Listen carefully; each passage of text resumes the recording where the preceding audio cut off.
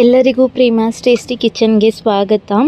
ಇಷ್ಟು ದಿನ ಕರೆಕ್ಟಾಗಿ ವೀಡಿಯೋಸ್ನ ಅಪ್ಲೋಡ್ ಮಾಡೋಕ್ಕಾಗ್ತಾ ಇರಲಿಲ್ಲ, ಬಟ್ ಇನ್ನು ಮುಂದೆ ದಿನ ವೀಡಿಯೋಸ್ ಅಪ್ಲೋಡ್ ಮಾಡ್ತೀನಿ.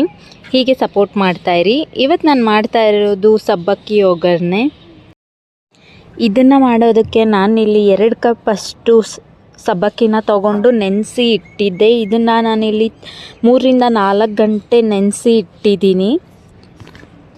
ಇದನ್ನು ತುಂಬಾ ನೆನೆಸಬಾರ್ದು, ಅದು ತುಂಬ ಮೆತ್ತಿಗೆ ಆಗೋಗ್ಬಿಡುತ್ತೆ, ಆವಾಗ ಚೆನ್ನಾಗಿ ಬರಲ್ಲ. ಇದು 2 ರಿಂದ 3 ಇಲ್ಲಾಂದರೆ 4 ಗಂಟೆ ನೆನೆಸಿಟ್ರೆ ಸಾಕು. ಹಾಗೆ ನಾನಿಲ್ಲಿ ಅರ್ಧ ಕಪ್ಪಷ್ಟು ಕಡಲೆಬೀಜ ತೊಗೊಂಡಿದ್ದೀನಿ. ನೀವು ಹಸಿದಾದರೂ ತೊಗೋಬೋದು, ಇಲ್ಲ ಅಂದರೆ ಅಂಗಡಿಯಿಂದ ತರೋದನ್ನು ತೊಗೋಬೋದು. ಹಾಗೆ ಇಲ್ಲಿ ನಾನು 7 ರಿಂದ 8 ಮೆಣಸಿನ್ಕಾಯಿ, ಹಾಗೆ ಸ್ವಲ್ಪ ಕರಿಬೇವು ತೊಗೊಂಡಿದ್ದೀನಿ. ಹಾಗೆ ನಾನಿಲ್ಲಿ 2 ಈರುಳ್ಳಿನ ಕಟ್ ಮಾಡಿ ಇಟ್ಕೊಂಡಿದ್ದೀನಿ.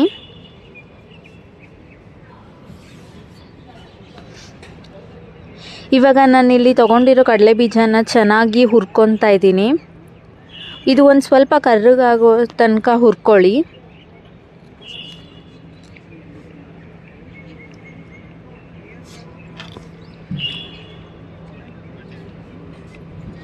ಕಡಲೆಬೀಜನ ನೀವು ಜಾಸ್ತಿನೂ ತೊಗೋಬೋದು, ಟೇಸ್ಟು ತುಂಬ ಚೆನ್ನಾಗಿರುತ್ತೆ. ಇವಾಗ ಈ ಥರ ಆಗೋವರೆಗೂ ಹುರ್ಕೊಂಡು ಇದನ್ನು ಸಿಪ್ಪೆ ಎಲ್ಲ ಬಿಡಿಸ್ಕೊಳ್ಳಿ ಚೆನ್ನಾಗಿ. ಇವಾಗ ಹುರಿದಿಟ್ಕೊಂಡಿರೋ ಕಡಲೆಬೀಜನ ಪುಡಿ ಮಾಡ್ಕೊಳ್ಳಿ. ಕೈಯಲ್ಲೇ ಪುಡಿ ಮಾಡ್ಕೋಬೋದು. ಇದನ್ನು ತುಂಬಾ ಪುಡಿ ಹಂಗೆ ಮಾಡಬಾರ್ದು, ಚೆನ್ನಾಗಿರಲ್ಲ.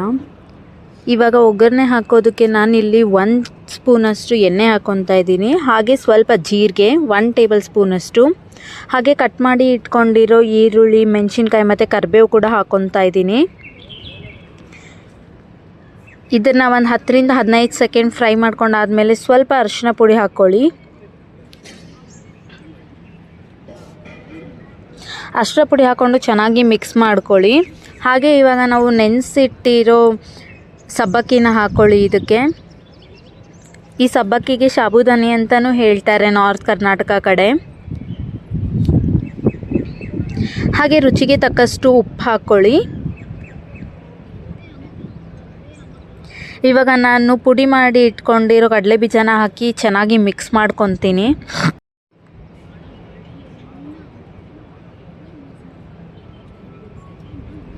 ಹಾಗೆ ಇದಕ್ಕೆ ಉಪ್ಪು ಖಾರ ಎಲ್ಲ ಹಾಕ್ದೇ ಮಾಡಿದ್ರೆ ಅದನ್ನು ಉಪವಾಸ ಇರ್ತಾರಲ್ಲ ಅವರು ತಿನ್ಬೋದು. ಇದನ್ನು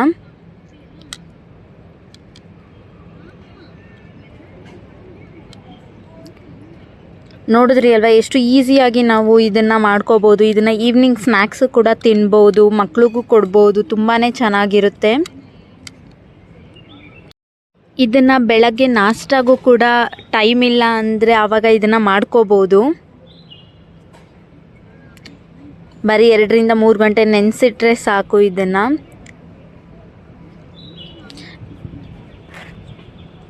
ಹೀಗೆ ನನ್ನ ಚಾನಲ್ನ ಸಪೋರ್ಟ್ ಮಾಡ್ತಾಯಿರಿ. ಎಲ್ಲರೂ ಸಬ್ಸ್ಕ್ರೈಬ್ ಮಾಡಿಕೊಂಡು ವೀಡಿಯೋಸ್ನ ನೋಡಿ. Thank you for watching.